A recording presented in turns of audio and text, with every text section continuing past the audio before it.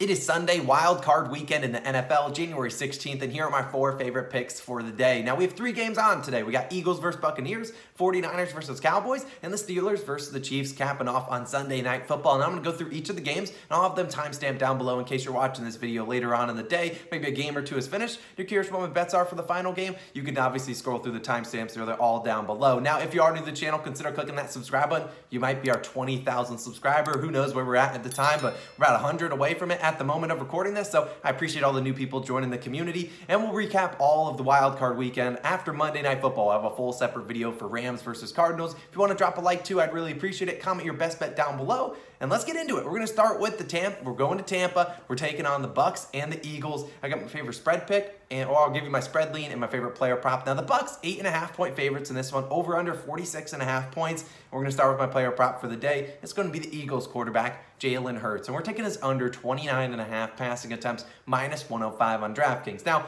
every single book has this line at 29.5, minus 105, so it's even juiced on the over. But of course, FanDuel has it at 28.5, juiced on the under, minus 130. Makes no sense. I would not bet that. Take 29.5 if you can on DraftKings. If you don't have a DraftKings account, click the link down below. Now, I'm a fan of Hurts, and I'm curious to see how his career pans out. But if you're the Eagles, you're on the road, you're 8.5-point underdogs, you're taking on the reigning Super Bowl champs, taking on Tom Brady, and in my opinion, you aren't going to win outgunning this team. It's just not how you're going to do it. If you look at the recipe for success for the Eagles, it has not been outgunning, run and gun, not throwing the ball all that much, and that's what they're going to need to do against the Bucs, is to run the football, take the ball out of Tom Brady's hands, and chew the clock. You're going to work it, and you're going to try your best to convert those short third downs. Now, I understand the Bucs have a great run defense, and I understand where that, but they've been vulnerable over the last 3 games, allowing 109 rushing yards per game. Now they're getting healthy, and sure, it's the playoffs. Maybe they have different things up their sleeves, but I'm not concerned, because if you look at this Eagles team, they really shouldn't be here. They started off 2-5 on the season. That through 7 weeks, they were really looking rough. And then over the past 8 games, it went 7-3, really kind of vaulting themselves into the playoffs. And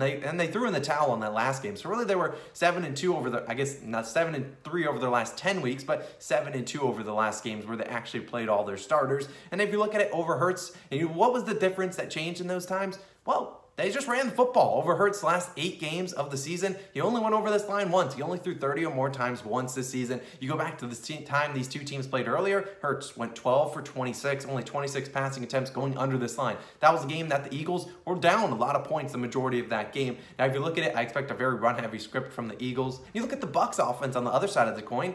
They're down Antonio Brown, obviously. Down Chris Godwin, now down Cyril Grayson. Leonard Fournette's out too. So you're really looking at a Bucs team that's down a lot of guys. And then you look at this Eagles defense, it's very underrated. It's got a lot of key players, and what they don't do is they don't let you beat you over the top. They're going to make you take a bunch of dump-offs, and really what they do is they really limit your opposing wide receivers, especially the ones on the outside. So I don't see Mike Evans having a big day. Maybe he does. He'll likely be matched up by Darius Slay, one of the best corners in the NFL. Now, sure, they got Gronkowski, and he's been looking pretty good, and it's Tom Brady. He's still going to put up points, but I don't think they're going to be scoring like 3-minute drives. I think it's going to take longer, 5-6-minute drives. That leads to fewer possessions for the Eagles, fewer pass attempts for Jalen Hurts. That's why we're taking this under 29.5 passing attempts. Now, if you want my spread lean for this one, I'm not going to make it an official play. I do lean the Bucs minus the 8.5 points. It's a lot of points, but they have played much better at home this season. And I do think the Eagles keep this game close with their run game. You know, and the Eagles might struggle to score points, but in the end of the day, I think a touchdown late maybe puts the Bucs over them. Or maybe they're up by 7 points, and maybe they score a late touchdown and go up by 14, kind of putting this game away. Now, you look at Tom Brady going for a little bit of revenge against the Eagles, who beat him in the Super Bowl a couple years back. Granted, it's a completely different team, so you know Tom Brady, he takes everything personal. So won't make an official play, just wanted to give you guys out there. Now let's move on to the second game on the slate. Cowboys versus 49ers, arguably one of the biggest games that I'm looking forward to watching this, because this is the lowest spread that we've seen. I mean, the Niners are 3-point underdogs, over under 50.5 points. They're, like I said, the lowest road underdog this weekend. So it seems like 2 very evenly matched teams. I have a favorite player prop and spread pick in this game. So first, we're going to start off with the spread pick, an official play. Go on the Cowboys, -3, -110 on FanDuel. Now, I understand there's a lot of 49ers fans. I'm sure when I tweet this out, I'm sure in the comments, all the 49ers fans will come, and they'll come say, you know, well, no, blah, blah, blah, we're going to win. And they very well might win. Spreads are not my specialty, but the Cowboys, and I understand what they're going to say, the Cowboys have not beaten really anyone good. They're 12-5. And 6 of those wins are against their own division. They're 6-0 against the division, 6-5 away from the division. They really haven't beaten a lot of good teams. I mean, that's the moral of the story. You have the 49ers team that's been up and down this season, but winning when it counts. I think they've won 7 of their last 9 games. But betting the 49ers seems like the easy bet. But betting spreads in the NFL doesn't make sense, and it's normally not easy. Dallas, 13-4 against the spread, the best in the NFL. San Francisco, just 9-8 against the spread. Now, Dak has played well in the playoffs. Dak Prescott, that is. And I think this is the first season that the Cowboys have a good defense. Now, I understand Trayvon Diggs, he's interception or bust for the most part, but their playmakers are making their plays. That's exactly what you need, and Micah Parsons will be returning from health and safety protocol, should be ready to go in this game.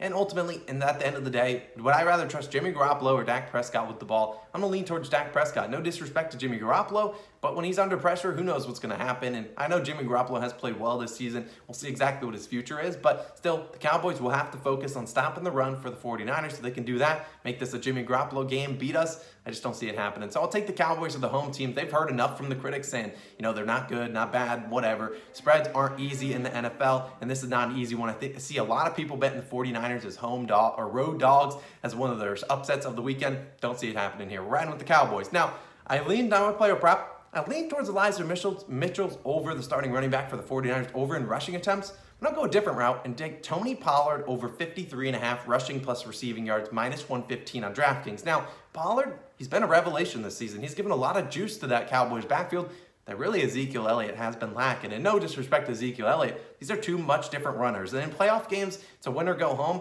I know they love Ezekiel Elliott in Dallas, but you got to pull out all the tricks in your bag. I mean, like I said, this is a win or go home. You got to use all the things you can to your advantage. And I think a lot of their tricks are going to involve Tony Pollard. Now, Pollard should be healthy, or as healthy as someone can be this far into the season. He did miss last week. Granted, he was a full participant pretty much all of this week in practice. Should be ready to go. Didn't play last week due to an ankle injury, I believe. But now the best thing about Pollard, he can hit this over in just one play. That's all it takes. This is a guy with elite speed and agility. And on the season, Pollard played in 15 games, hit the over in 11 of those games. Now, normally Dak Prescott's dumping the passes off to his tight ends, but Fred Warner, one of the best cover corners in the NFL. The 49ers, one of the best defenses at stopping tight ends from receiving the ball. So I imagine we might see some dump offs go to Tony Pollard, and maybe he just takes one. Maybe he gets 40 yards on one. You never know with him. I think you should see around 10 to 12 touches, hopefully today. I think Tony Pollard will do work with him. We'll ride with this over. Now, if I don't necessarily, I don't believe that Cowboys will have a ton of success running the ball off the middle. You've seen the past teams that have played the 49ers really struggle. I mean, you saw the Rams last week. They had like 21 carries to Sony Michel for just 43 yards. So not a lot of success up the middle. Where you might have successes on the outside,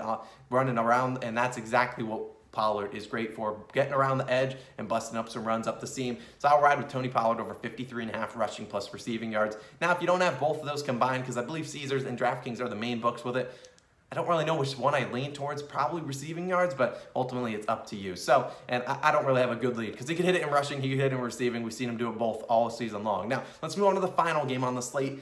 We got the Pittsburgh Steelers led by Ben Roethlisberger traveling to Kansas City to take on Patrick Mahomes and the Chiefs. Now, the Chiefs 12.5-point favorites, over under 46 points. And Big Ben said it, and I'll summarize him. He said the Steelers really shouldn't be here. If it weren't for that Dan Carlson field goal at the end of that Steelers or Chargers versus Raiders game, they wouldn't be here. And they made it out of the luck of the draw. They made it, and they really fought to make the playoffs, but still, you took it, Ben Roethlisberger was saying, they just don't deserve here. They're just going to go out and have some fun. And maybe that was a ploy to mess with the Chiefs, maybe make them overlook them. I don't see that happening today. Now, I'm my favorite player prop, and then I'll give you my spread lean in this game. My player prop, we're going with the man, the myth, the legend, Patrick Mahomes. We're taking his over 36.5 yards for his longest completion. Now, this is minus 110 on BetMGM. Should be 36.5 on every single book. Now, who doesn't want to bet a Mahomes over on Sunday Night Football? And I'm sure he gets odds boosted for yards, but they don't normally odds boost the yards completion or yards longest completion, so it should be good. Now let's look at Mahomes on the season.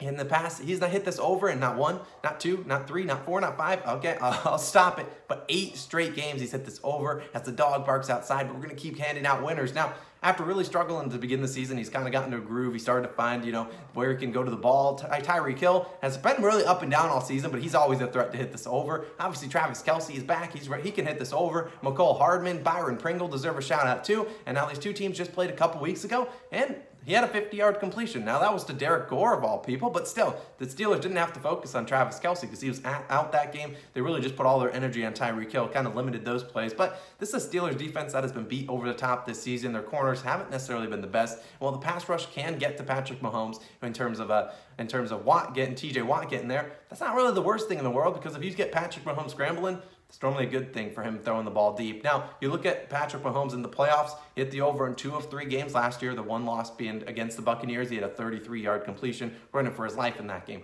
Year before that, hit the over in all 3 playoff games. Year before that, he hit it in 1 of 2 playoff games, the one loss being a 34-yard reception. So, in 6 of 8 career postseason games, he's hit this over. His 2 misses with a 33 and a 34-yard completion. I'll take my chances here with one of the best quarterbacks in the NFL, finally getting his groove, and so we'll take him with that. Now, let's move on to my spread lean for this one. I'm going to ride with the Pittsburgh Steelers, plus 12.5. I know it makes no sense, but everyone's going to be betting the Chiefs. It's Sunday Night Football. People are going to look at the past couple games and be like, the Chiefs just absolutely blitzed them a couple weeks ago. Why the heck would I bet the Steelers in this one? I think that's why the Steelers cover this one. Now, could they lose by big time? Could they lose by a lot of points? Absolutely. But Big Ben said it himself. This team is basically playing with house money. They really didn't expect to make the playoffs, but they are here, and I think they will play great today, or maybe at least play close enough to their competition. At least keep this game close. Give themselves an opportunity to backdoor this spread. They could be down by 18 points. They can still backdoor with the touchdown late. Now, to recap, I'll put all my 4 plays on the screen, or just for all the people that have waited around for all the whole video, we're going with Jalen Hurts under 29.5 passing attempts, Cowboys -3, Tony Pollard over 53.5 rushing plus receiving yards, and Patrick Mahomes over 36.5 yards for his longest completion. Those are my 4 official plays, those leans where I talked about. Obviously, I was considering betting the Steelers plus 12.5, and in the first game, the Bucks -8.5, but I'm not going to play those probably personally. So those are my 4 plays. Good luck today. Let's have a great Sunday in the NFL. I appreciate you guys for tuning in. Rams versus Cardinals will be live probably right after the second game on the slate. Who knows when I'll post it, but just turn on those bells down below. Appreciate you guys for tuning in. This has been Austin, and I'll catch you guys in the next one. Peace.